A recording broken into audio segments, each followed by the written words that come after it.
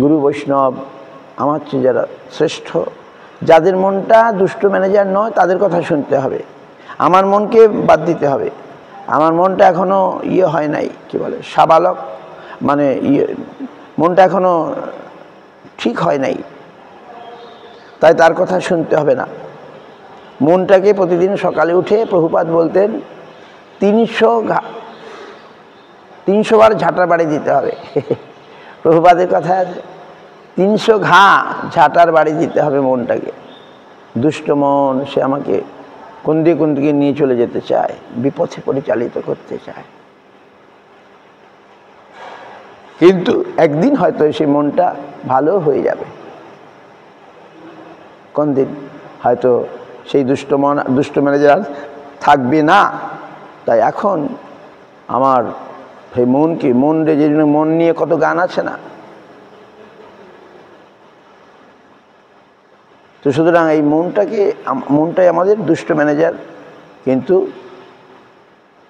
তাকে ভালো করতে হবে। অন্য যাদের মনটা দুষ্ট নয় তাদের সঙ্গের দ্বারা, তাদের প্রভাবে আমার দুষ্ট মনকে, সঙ্গ মানে কি? সঙ্গ মানে সঙ্গে সঙ্গে থাকা নয়। সঙ্গ মানে যার সঙ্গে থাকবো তার সঙ্গে আদান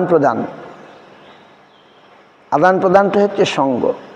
দদাতি প্রতিগৃহ্ণাতি হচ্ছে সঙ্গ। সঙ্গে সঙ্গে থাকাটা সঙ্গ নয়, দদাতি প্রতিগৃহ্ণাতি।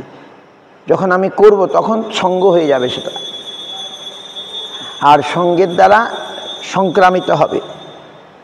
ভালো লোকের সঙ্গের দ্বারা ভালো গুণটা সংক্রামিত হবে, খারাপের সঙ্গের দ্বারা খারাপটা সংক্রামিত হয়ে যাবে আমার মধ্যে। এই জন্যে আমাদের সঙ্গটা বেছে নিতে হবে, আমি কার সঙ্গ করব। সঙ্গটা হচ্ছে ভেরি ইম্পর্টেন্ট। মাধবেন্দ্র পুরীপাদ কোনো সেবক রাখতেন না। মাধবেন্দ্র পুরীপাদ তিনি সেবক রাখতেন না। কেন? আমার পিতা ঠাকুরও কোনো সেবক রাখতেন না। কারণ যদি নিজের মতো না হয়, তার বশে আমায় চলতে হবে, তাতে আমার সঙ্গটা হয়ে যাবে।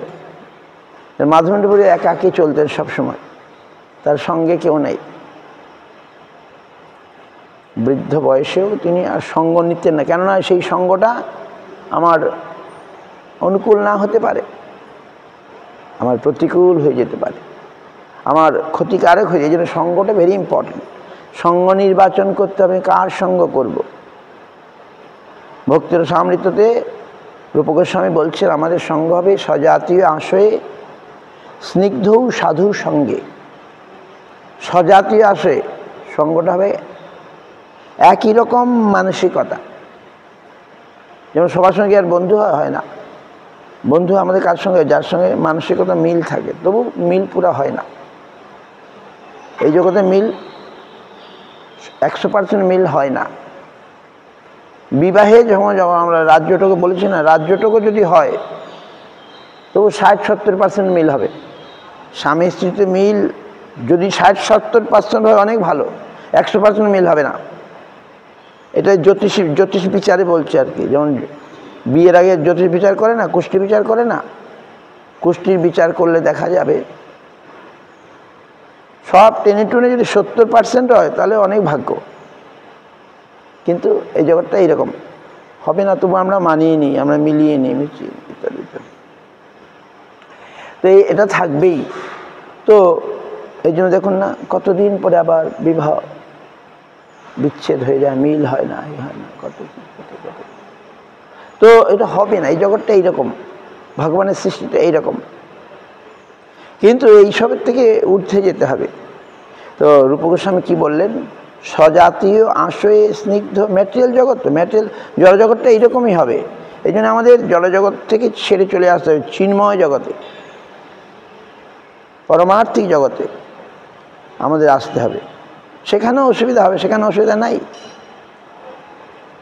তবে সেখানে অসুবিধা আলাদা, ভগবানের জন্য। তো এইখানে যে ঝগড়া বিবাদ হচ্ছে, এখানে আমি ভগবানের জন্য আছি, এখানে আলাদা। আর ওই জাগতিক জগতে আমার নিজের জড় ব্যাপারে। তো এইখানে যাই হোক,